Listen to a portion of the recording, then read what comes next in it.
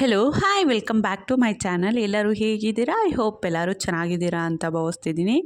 ಇವತ್ತಿನ ದಿನ ಮಾರ್ನಿಂಗಿಂದನೇ ವ್ಲಾಗನ್ನು ಶುರು ಮಾಡ್ತಿದ್ದೀನಿ. ಸೊ ಇವತ್ತಿನ ತಿಂಡಿಗೆ ದೋಸೆ ಮತ್ತು ಬಟಾಣಿ ಸಾಗು ಮಾಡೋಣ ಅಂತ ಹೇಳಿ ನಿನ್ನೆ ಬೆಳಗ್ಗೆನೆ ಅಕ್ಕಿ, ಉದ್ದಿನಬೇಳೆ, ಅವಲಕ್ಕಿ, ಸ್ವಲ್ಪ ಮೆಂತ್ಯ ಕಾಳನ್ನು ನೆನೆಸಿಟ್ಟು ರಾತ್ರಿ ಅದ್ರ ಜೊತೆ ಸ್ವಲ್ಪ ಅನ್ನನೂ ಕೂಡ ಸೇರಿಸಿ ರುಬ್ಬಿ ದೋಸೆ ಹಿಟ್ಟನ್ನು ಪ್ರಿಪೇರ್ ಮಾಡಿ ಇಟ್ಟಿದೆ. ನೋಡಿ, ಬೆಳಗ್ಗೆ ಅಷ್ಟರಲ್ಲಿ ದೋಸೆ ಬ್ಯಾಟರ್ ಚೆನ್ನಾಗಿ ಉಬ್ಬಿ ಬಂದಿದೆ.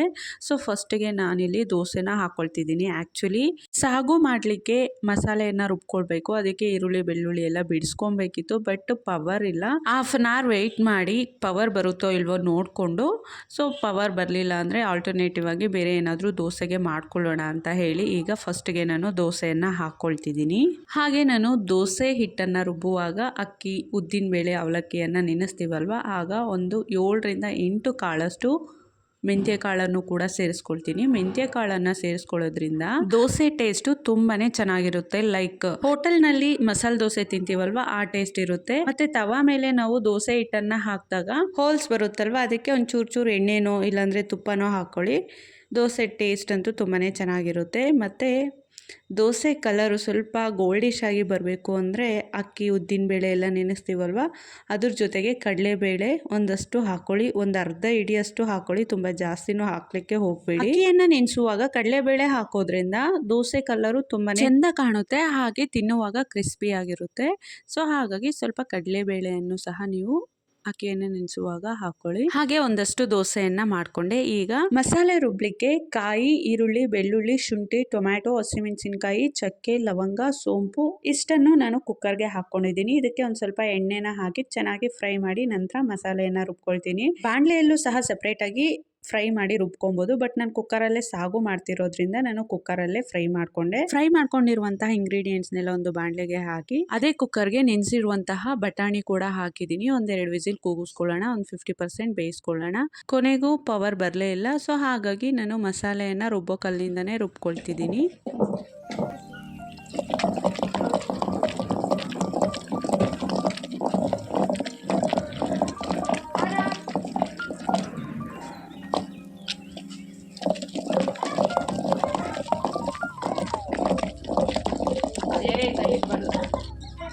ಮಸಾಲೆಯನ್ನು ರುಬ್ಕೊಂಬರೋಷ್ಟರಲ್ಲಿ ಬಟಾಣಿ 50% ಬೆಂದಿದೆ. ಈಗ ರುಬ್ಕೊಂಬಂದಿರುವಂತಹ ಮಸಾಲೆಯನ್ನು ಅದಕ್ಕೆ ಆ್ಯಡ್ ಮಾಡ್ಕೊಳ್ತಿದ್ದೀನಿ. ಮಸಾಲೆ ಒಂದು ಸ್ವಲ್ಪ ನೀರಾಗಿದೆ, ಯಾಕಂದರೆ ಇವತ್ತು ನಾವು ಮಸಾಲೆಯನ್ನು ರುಬ್ಬೋ ಕಲ್ಲಿಂದ ರುಬ್ಬಿರೋದ್ರಿಂದ. ಸೊ ರುಬ್ಬೋ ಕಲ್ಲಿಗೆ ಒಂದು ಸ್ವಲ್ಪ ಮಸಾಲೆ ಎಲ್ಲ ಸ್ಟಕ್ ಆಗಿರುತ್ತೆ, ಅದನ್ನೆಲ್ಲ ನೀಟಾಗಿ ತೊಳೆದು ಆ ನೀರನ್ನೆಲ್ಲ ನಾನು ತೊಗೊಳ್ತೀನಿ. ಸೊ ಈ ರೀತಿ ರುಬ್ಬೋ ಕಲ್ಲಿಂದ ರುಬ್ಬಿ ಮಸಾಲೆ ಸಾಂಬಾರು ಮಾಡೋದ್ರಿಂದ ಬರೀ ಈ ಬಟಾಣಿ ಸಾಗು ಅಂತಲ್ಲ, ಬೇರೆ ಯಾವುದೇ ಥರದ ಸಾಂಬಾರಿಗೆ ಆಗಲಿ ರುಬ್ಬೋ ಕಲ್ಲಿಂದ ರುಬ್ಕೊಂಡು ಮಾಡೋದ್ರಿಂದ ಸಾಂಬಾರು ಟೇಸ್ಟ್ ಅಂತೂ ನಿಜವಾಗ್ಲೂ ತುಂಬಾ ಚೆನ್ನಾಗಿರುತ್ತೆ. ಹಾಗೆ ಚಟ್ನಿಯನ್ನು ರುಬ್ಕೊಂಡ್ರೆ ತುಂಬಾ ಚೆನ್ನಾಗಿರುತ್ತೆ ಗೊತ್ತಾ. ನಮಗೆ ಟೈಮ್ ಇದ್ದು ಮತ್ತು ಪೇಷನ್ಸಿ ಇದ್ದು ರುಬ್ಬೋ ಕಲ್ಲಿಂದ ರುಬ್ಬಿ ಮಾಡಿದರೆ ತುಂಬಾ ಚೆನ್ನಾಗಿರುತ್ತೆ ಯಾವುದೇ ರೀತಿಯ ಸಾಂಬಾರ್ಸ್ ಆಗಲಿ. ಬಟ್ ಈ ಮಿಕ್ಸಿ ಎಲ್ಲ ಬಂದು ನಾವು ರುಬ್ಕೊಳ್ಳಲ್ಲ ಅಷ್ಟೇ, ಕಷ್ಟ ಅಂತ. ಈವನ್ ನಾನು ಕೂಡ ಪವರ್ ಇಲ್ಲ ಅಂದರೆ ಮಾತ್ರ ನಾನು ಕೂಡ ರುಬ್ಬೋ ಕಲ್ಲಿಂದ ರುಬ್ಬಿ ಏನಾದರೂ ಮಾಡೋದು. ಈವನ್ ನಾನು ಕೂಡ ಮಿಕ್ಸಿಗೆ ಡಿಪೆಂಡ್ ಆಗಿದ್ದೀನಿ. ಹಾಗೆ ಅರ್ಧಂಬರ್ಧ ಬೆಂದಿರುವಂತಹ ಬಟಾಣಿ ಜೊತೆಗೆ ನಾನು ರುಬ್ಬಿರುವಂತಹ ಮಸಾಲೆ ಸೇರಿಸ್ಕೊಂಡು ಹಾಗೆ ಒಂದು ಆಲೂಗಡ್ಡೆಯನ್ನು ಸಹ ಕಟ್ ಮಾಡಿ ಹಾಕಿದ್ದೀನಿ. ಅದ್ರ ಜೊತೆಗೆ ಖಾರಕ್ಕೆ ಖಾರದ ಪುಡಿ, ಧನಿಯಾ ಪುಡಿ ಮತ್ತು ಅರಿಶಿಣದ ಪುಡಿ, ರುಚಿಗೆ ತಕ್ಕಷ್ಟು ಉಪ್ಪನ್ನು ಕೂಡ ಸೇರಿಸಿ ಒಂದು ಮಿಕ್ಸ್ ಕೊಟ್ಟು ಸ್ಟವ್ ಮೇಲೆ ಇಟ್ಟು ಬಂದಿದ್ದೀನಿ. ಮತ್ತೆ ಒಂದೆರಡು ವಿಸಿಲ್ ಬರಲಿ ಅಂತ ಹೇಳಿ ಕುಕ್ಕರು 2 ವಿಸಿಲ್ ಕೂಗೋಷ್ಟರಲ್ಲಿ ಗೇಟ್ ಮುಂದೆ ಪುಟ್ಟದಾಗಿ ಒಂದು ರಂಗೋಲಿಯನ್ನು ಹಾಕೋಣ ಅಂತ ಹೇಳಿ ಇಲ್ಲಿ ರಂಗೋಲಿಯನ್ನು ಹಾಕ್ತಿದ್ದೀನಿ.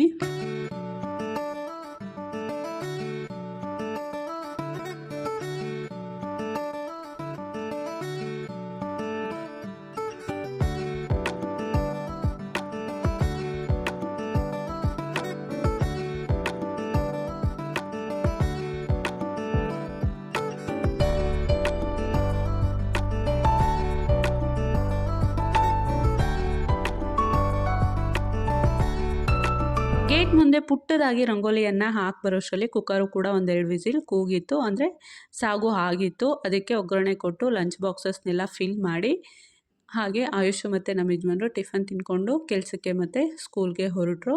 ನಾನಿಲ್ಲಿ ನನಗೆ ಮತ್ತು ಪುಟಾಣಿಗೆ ಇಬ್ರಿಗೂ ಕೂಡ ದೋಸೆಯನ್ನು ಹಾಕ್ಕೊಳ್ತಿದ್ದೀನಿ. ಸಾಗು ಸ್ವಲ್ಪ ಗಟ್ಟಿ ಇತ್ತು, ಹಾಗಾಗಿ ಒಂದು ಸ್ವಲ್ಪ ನೀರನ್ನು ಹಾಕಿ ನಾನು ಇಲ್ಲಿ ಕಾಯಿಸ್ಕೊಳ್ತಿದ್ದೀನಿ. ಯಾಕಂದರೆ ಮಧ್ಯಾಹ್ನಕ್ಕೆ ಲಕ್ಕಿ ಪುಟಾಣಿಗೆ ಅನ್ನ ಮಾಡಬೇಕು. ಅನ್ನಕ್ಕೆ ಸಾಂಬಾರು ಕೂಡ ಬೇಕಿತ್ತು, ಹಾಗಾಗಿ ಒಂಚೂರು ನೀರನ್ನು ಹಾಕಿ ಸಾಂಬಾರಿನದಕ್ಕೆ ನಾನು ಮತ್ತೆ ಸಾಗುನ ಕಾಯಿಸ್ಕೊಳ್ತಿದ್ದೀನಿ. ಸಾಂಬಾರು ಕೂಡ ಆಗಿದೆ.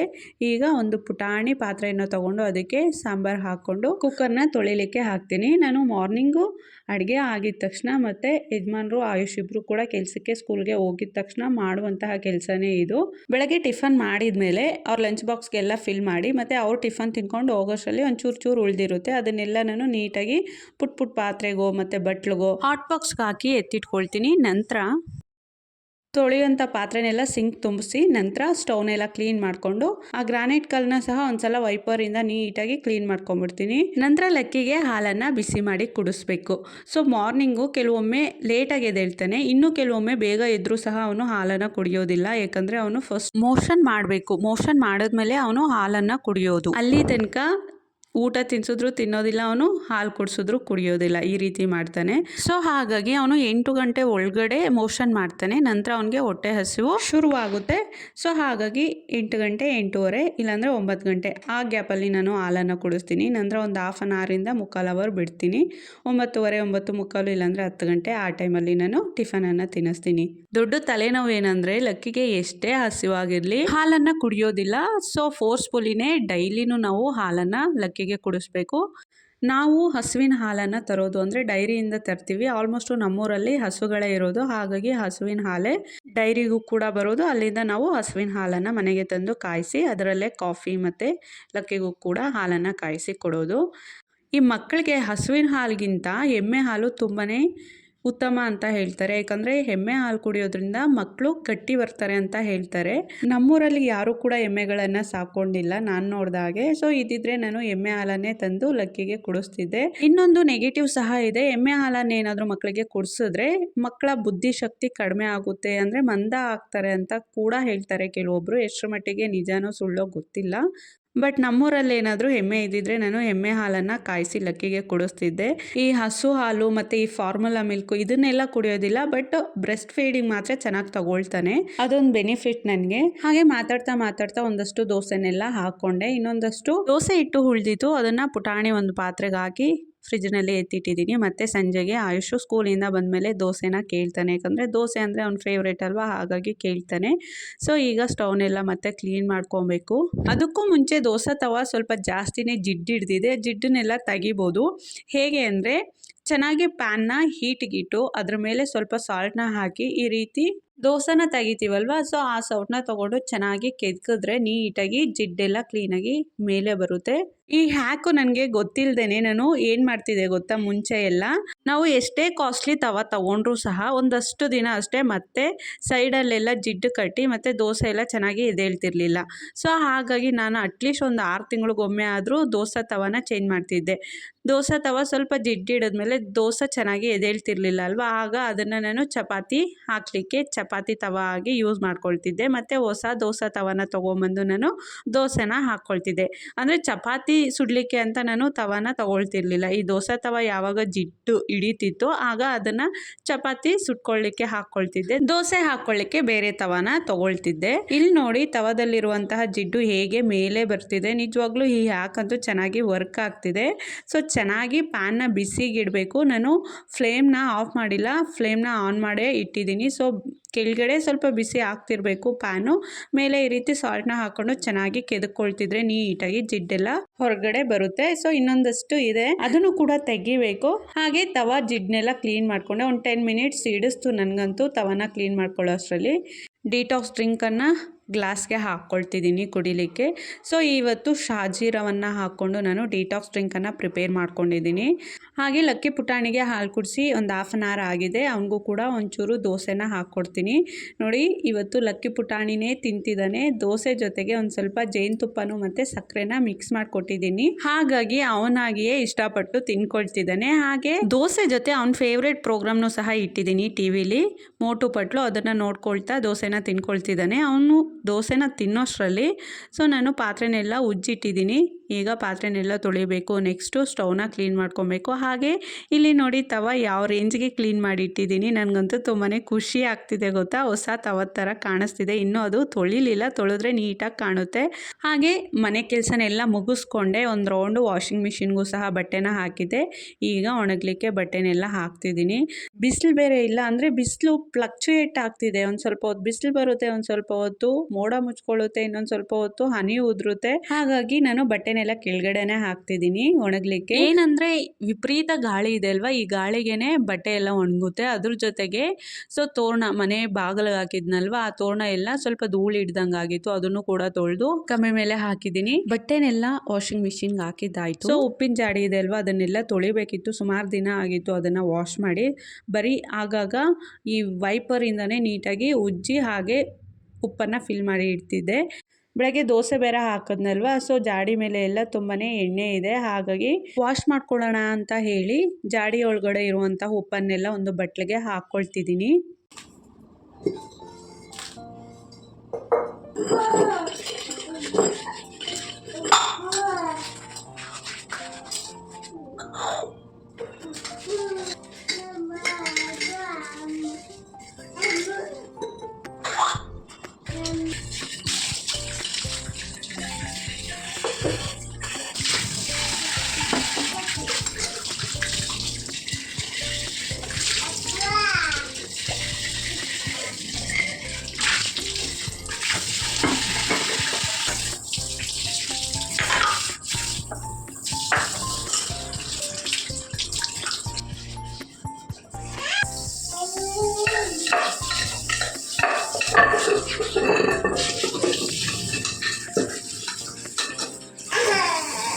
ಬಂದೆ, ಆಯಿತು ಬಂದೆ. ಉಪ್ಪಿನ ಜಾಡಿ ಎಲ್ಲ ಕ್ಲೀನ್ ಮಾಡಿಕೊಂಡೆ. ಅಷ್ಟರಲ್ಲಿ ಲಕ್ಕಿ ಪುಟಾಣಿಗೆ ನಿದ್ದೆ ಬಂದಿದ್ದೆ. ಸೊ ಹಾಗಾಗಿ ಅಳ್ತಿದ್ದ, ಅವನನ್ನು ನಿದ್ದೆ ಮಾಡಿಸಿ ಬಂದಿದ್ದೀನಿ. ಈಗ ದೇವ್ರ ಮುಂದೆ ದೀಪ ಹಚ್ಚಿ ನಂತರ ಊಟ ಮಾಡಬೇಕು. ನಾನು ಕೂಡ ತುಂಬಾ ಹೊಟ್ಟೆ ಹಸಿತಿದೆ. ದೇವ್ರ ಪಾತ್ರೆನೆಲ್ಲ ತೊಳೆದು ಏನು ಪೂಜೆ ಮಾಡ್ತಿಲ್ಲ. ಸೊ ಮೊನ್ನೆ ತಾನೇ ದೇವ್ರ ಪಾತ್ರೆನೆಲ್ಲ ತೊಳೆದು ಪೂಜೆ ಮಾಡಿದ್ದು. ಜಸ್ಟ್ ನಾನು ಹೂವನ್ನೆಲ್ಲ ಚೇಂಜ್ ಮಾಡಿ ದೀಪ ಹಚ್ಚಿ ನಂತರ ನಾನು ಊಟ ಮಾಡ್ತೀನಿ.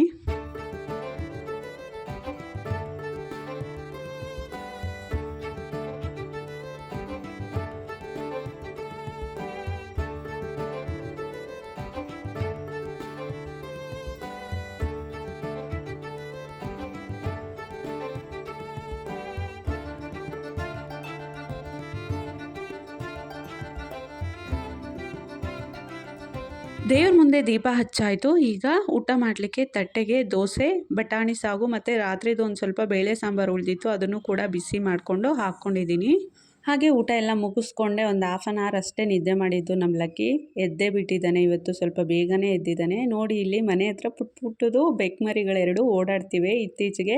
ಸೊ ನಮ್ಮ ಲಕ್ಕಿಗಂತೂ ತುಂಬಾ ಇಷ್ಟ. ಅವೇನಾದರೂ ಮನೆ ಹತ್ರ ಬಂದರೆ ಸಾಕು, ಸೊ ಆಟಾಡ್ಕೊಂಡೇ ಇರ್ತಾನೆ. 2 ಇದ್ದಾವೆ, 2 ಬೆಕ್ಮರಿನೂ ಸಹ ಆಗಾಗ ಬಂದು ಹೋಗ್ತಿರ್ತವೆ. ಸೊ ನನ್ನನ್ನು ನೋಡಿದ್ರೆ ಓಡೋಗ್ತವೆ. ಬರೀ ಲಕ್ಕಿ ಮಾತ್ರ ಇದ್ದರೆ ಚೆಂದ ಆಟಾಡ್ಕೊಂಡಿರ್ತವೆ ಲಕ್ಕಿ ಜೊತೆ. ಲಕ್ಕಿಗಂತೂ ಒಂದು ಸ್ವಲ್ಪನೂ ಭಯ ಇಲ್ಲ ಗೊತ್ತಾ, ಹಿಡಿಲಿಕ್ಕೆ ಹೋಗ್ತಾನೆ. ನಂಗೆ ಒಂದು ಸ್ವಲ್ಪ ಭಯ, ಏಕೆಂದರೆ ಬಿಡ್ತವೆ ಬೆಕ್ಮರಿಗಳು, ಅದಕ್ಕೇ ನನಗೆ ಭಯ. ನನಗೆ ಪುಟ್ಟು ಮರಿ ಆದರೂ ಇದುವರೆಗೂ ಸಹ ನಾನು ಎತ್ಕೊಳ್ಳೋದಿಲ್ಲ. ನಾಯಿ ಮರಿನೇ ಆಗಿರಲಿ ಬೆಕ್ಮರಿನೇ ಆಗಲಿ ನಾನಂತೂ ಮುಟ್ಟೋದೇ ಇಲ್ಲ. ಆದರೆ ನಮ್ಮ ಲಕ್ಕಿಗಂತೂ ಭಯನೇ ಇಲ್ಲ. ನಾಯಿನೇ ಆಗಿರಲಿ, ಅಂದರೆ ದಾರಿಲೆಲ್ಲ ಓಡಾಡುವಾಗ ನಾಯಿ ಏನಾದರೂ ಬಂದರೆ ಹಿಡಿಲಿಕ್ಕೆ ಹೋಗ್ತಾನೆ ಗೊತ್ತಾ. ಹಾಗೆ ಈ ಬೆಕ್ಮರಿಗಳು ಸಹ ಮನೆ ಹತ್ರ ಬಂದರೆ ಎಷ್ಟು ಚೆಂದ ಆಟ ಆಡಿಸ್ಕೊಂಡು ಇರ್ತಾನೆ. ಹಿಡಿಲಿಕ್ಕೆ ಹೋಗ್ತಾನೆ, ಬಟ್ ಅವು ಸಿಗೋದಿಲ್ಲ ಕೈಗೆ. ಆ ಕಡೆಯಿಂದ ಈ ಕಡೆಗೆ, ಈ ಕಡೆಯಿಂದ ಆ ಕಡೆ ಓಡಾಡ್ತಿರ್ತವೆ. ಸೊ ಅದ್ರ ಹಿಂದೆನೇ ಲಕ್ಕಿ ಕೂಡ ಓಡಾಡ್ಕೊಂಡು ಇರ್ತಾನೆ. ಹಾಗೆ ಮೊನ್ನೆ ಚಿಕನ್ ಸಾಂಬಾರು ಮಾಡುವಾಗ ಮಣ್ಣಿನ ಪಾತ್ರೆ ಹೊಡೀತಂತ ಹೇಳಿದ್ನಲ್ವ, ಸೊ ಅದು ಸುಮ್ಮನೆ ಯಾಕೆ ಬಿಸಾಡೋದು, ವೇಸ್ಟ್ ಯಾಕೆ ಮಾಡೋದು ಅಂತ ಹೇಳಿ ನಾನೇನು ಮಾಡ್ತಿದ್ದೀನಿ, ಅದಕ್ಕೆ ಒಂದು ಸ್ವಲ್ಪ ಲೈಟಾಗಿ ಏನಾದರೂ ಡಿಸೈನ್ ಮಾಡೋಣ ಅಂತ ಹೇಳಿ ತೊಗೊಂಡಿದ್ದೀನಿ. ಸ್ವಲ್ಪ ಏನಾದರೂ ಡಿಸೈನ್ ಮಾಡಿ ಅದರಲ್ಲಿ ಮಣ್ಣನ್ನು ತುಂಬಿಸಿ ಮನಿ ಪ್ಲಾಂಟ್ನ ಹಾಕಿ ಕಿಚನಲ್ಲಿ ಇಡೋಣ, ಚೆಂದ ಕಾಣುತ್ತೆ ಅಂತ ಹೇಳಿ ನಾನಿಲ್ಲಿ ಆಯಿಲ್ ಪೇಂಟನ್ನು ತೊಗೊಂಡಿದ್ದೀನಿ. ಮನೆಗೆ ಪೇಂಟ್ ಮಾಡಿಸುವಾಗ ಈ ಕಿಟಕಿ ಕಂಬಿಗಳಿಗೆಲ್ಲ ನಾವು ವೈಟ್ ಕಲರನ್ನು ಹಾಕ್ಸಿರೋದು. ಸೊ ಹಾಗಾಗಿ ವೈಟ್ ಕಲರ್ ಒಂದಿತ್ತು. ಹಾಗೆ ಹೊಸ್ಲಿಗೆ ಬ್ರೌನ್ ಕಲರನ್ನು ಹಾಕ್ಸಿದ್ವಲ್ವ, ಸೊ 2 ಕಲರು ಆಯಿಲ್ ಪೇಂಟ್ ಇದೆ. ಆ 2 ಕಲರ್ನ ಯೂಸ್ ಮಾಡಿ ಏನಾದರೂ ಡಿಸೈನ್ ಮಾಡೋಣ ಅಂತ ಹೇಳಿ ತೊಗೊಂಡಿದ್ದೀನಿ. ಮತ್ತು ಬ್ರೌನ್ ಕಲರ್ ಏನು ಬೇಡ ಅನ್ನಿಸ್ತಿದೆ, ಯಾಕಂದರೆ ಆಲ್ರೆಡಿ ಮಣ್ಣಿನ ಪಾತ್ರೆ ಬ್ರೌನ್ ಕಲರೇ ಇದೆ ಅಲ್ವಾ, ಹಾಗಾಗಿ ಮತ್ತೆ ಬ್ರೌನ್ ಕಲರ್ ಹಾಕಿದ್ರೆ ಅಷ್ಟು ಚೆಂದ ಕಾಣಲ್ಲ. ಹಾಗಾಗಿ ಬರೀ ವೈಟ್ ಕಲರಿಂದಲೇ ಏನಾದರೂ ಡಿಸೈನ್ ಮಾಡೋಣ ಅಂತ ಹೇಳಿ ಮಾಡ್ತಿದ್ದೀನಿ. ಆ್ಯಕ್ಚುಲಿ ಮನೇಲಿ ವಾಟರ್ ಪೇಂಟ್ ಇದೆ, ಅದರಿಂದ ಮಾಡಬಹುದು, ತುಂಬಾ ಚೆಂದ ಕಾಣುತ್ತೆ ಕಲರ್ಸ್ ವಾಟರ್ ಪೇಂಟಿಂದ ಏನಾದರೂ ಡಿಸೈನ್ ಮಾಡಿದ್ರೆ. ಬಟ್ ವಾಟರ್ ಪೇಂಟ್ ಹಾಕೋದ್ರಿಂದ ನಾವು ಮನಿ ಪ್ಲ್ಯಾಂಟ್ನ ಹಾಕ್ತಿರೋದಲ್ವ, ಆಗಾಗ ನೀರೆಲ್ಲ ಮನಿ ಪ್ಲ್ಯಾಂಟ್ಗೆ ಹಾಕ್ತಿರ್ಬೇಕು. ಒಂದು ಸ್ವಲ್ಪ ಏನಾದರೂ ನೀರು ಬಿದ್ದರೆ ಫುಲ್ಲು ಹಾಳಾಗುತ್ತೆ. ಸೊ ಹಾಗಾಗಿ ನಾನು ವಾಟರ್ ಪೇಂಟ್ನ ಯೂಸ್ ಮಾಡ್ತಿಲ್ಲ, ಇರೋ ಆಯಿಲ್ ಪೇಂಟ್ ಒಂದರಲ್ಲೇ ಏನಾದರೂ ಚೂರು ಡಿಸೈನ್ ಮಾಡೋಣ ಅಂತ ಹೇಳಿ ಮಾಡ್ತಿದ್ದೀನಿ. ಹಾಗೆ ಈ 2 ಪಾತ್ರೆನ ತೊಗೊಂಬಂದಿದ್ದಲ್ವ, ಮಣ್ಣಿನ ಪಾತ್ರೆ 2 ಪಾತ್ರೆ ಮತ್ತು ಧೂಪ ಹಾಕುವಂತಹ ಹೋಲ್ಡರು, ನಾನು ಈ 3ಕ್ಕೆ 260 ರೂಪಾಯಿ ಕೊಟ್ಟಿದ್ದೀನಿ. ಸೊ ನನಗಂತೂ ಹೊಟ್ಟೆ ಉರಿತಿದೆ, ಯಾಕಂದರೆ ಒಂದು ಪಾತ್ರೆಗೆ ಆ ಲೆಕ್ಕದಲ್ಲಿ 100 ರೂಪಾಯಿ ಬೀಳುತ್ತೆ. ಆದರೂ ನಮ್ಮ ಯಜಮಾನರು ಹೇಳಿದ್ರು, ಜಾಸ್ತಿ ಆಯಿತು, ಮಣ್ಣಿನ ಪಾತ್ರೆಗೆಲ್ಲ ಅಷ್ಟೊಂದು ಕೊಡೋದಿಲ್ಲ, ನೀನು ಜಾಸ್ತಿ ಕೊಟ್ಟಿದ್ದೀಯಾ ಅಂತ ಹೇಳ್ತಿದ್ರು. ಬಟ್ ನನಗೆ ಗೊತ್ತಿಲ್ಲ, ಯಾಕಂದರೆ ನಾನು ಕೂಡ ಫಸ್ಟ್ ಟೈಮ್ ಮಣ್ಣಿನ ಪಾತ್ರೆನ ತೊಗೊಂಡಿರೋದು. ಎಷ್ಟು ಕೊಡಬಹುದು, ಎಷ್ಟಿದ್ರ ರೇಟು ಅನ್ನೋದೆಲ್ಲ ನನಗೆ ಅದ್ರ ಬಗ್ಗೆ ಆಗ ಗೊತ್ತಿರಲಿಲ್ಲ. ಸೊ ಹಾಗಾಗಿ ಅಷ್ಟೊಂದು ದುಡ್ಡು ಕೊಟ್ಟು ತೊಗೊಂಬಂದು ಒಂದೇ ಸಲನೇ ಅಡುಗೆ ಮಾಡಿರೋದು. ಈಗ ಬಿಸಾಡಬೇಕಂದ್ರೆ ನನಗೂ ಮನಸ್ಸಾಗೋದಿಲ್ಲ, ನನಗೂ ಒಂದು ಸ್ವಲ್ಪ ಬೇಜಾರಾಗುತ್ತೆ. ಏನಕ್ಕಾದರೂ ಯೂಸ್ ಮಾಡ್ಕೊಳ್ಳೇಬೇಕು ಈ ಪಾತ್ರೆನ ಅಂದ್ಕೊಂಡು ನಾನು ಈಗ ಮನಿ ಪ್ಲ್ಯಾಂಟ್ ಹಾಕೋಣ ಅಂತ ಹೇಳಿ ಪೇಂಟ್ ಮಾಡ್ತಿದ್ದೀನಿ. ಒಟ್ಟಲ್ಲಿ ಏನಕ್ಕಾದರೂ ಯೂಸ್ ಆದರೆ ಸಾಕು. ಸೊ ಇವತ್ತಿನ ವ್ಲಾಗನ್ನು ನಾನು ಇಲ್ಲಿಗೆ ಎಂಡ್ ಮಾಡ್ತಿದ್ದೀನಿ. ಸೊ ಈ ಮಡಿಕೆಗೆ ಯಾವ ರೀತಿ ಡಿಸೈನ್ ಮಾಡಿದೆ ಅನ್ನೋದನ್ನೆಲ್ಲ ನಾನು ನೆಕ್ಸ್ಟ್ ವ್ಲಾಗಲ್ಲಿ ತಿಳಿಸ್ತಾ ಹೋಗ್ತೀನಿ. ಸೊ ಇದಿಷ್ಟು ಇವತ್ತಿನ ವ್ಲಾಗ್. ಐ ಹೋಪ್ ಎಲ್ಲರಿಗೂ ಸಹ ಈ ವ್ಲಾಗ್ ಇಷ್ಟ ಆಗಿರುತ್ತೆ ಅಂತ ಭಾವಿಸ್ತಿದ್ದೀನಿ. ಯಾರಿಗೆಲ್ಲ ಈ ವ್ಲಾಗ್ ಇಷ್ಟ ಆಗಿದೆಯೋ ಹಾಗೆ ಮಿಸ್ ಮಾಡಿದೆ, ಸೊ ವಿಡಿಯೋಗೆ ಒಂದು ಲೈಕ್ ಕೊಡಿ, ತಪ್ಪದೆ ನನ್ನ ಚಾನಲನ್ನು ಸಬ್ಸ್ಕ್ರೈಬ್ ಮಾಡ್ಕೊಳ್ಳಿ, ಹಾಗೆ ನನಗೆ ಸಪೋರ್ಟ್ ಮಾಡಿ. ಎಲ್ಲರಿಗೂ ಕೂಡ thank you so much. Bye.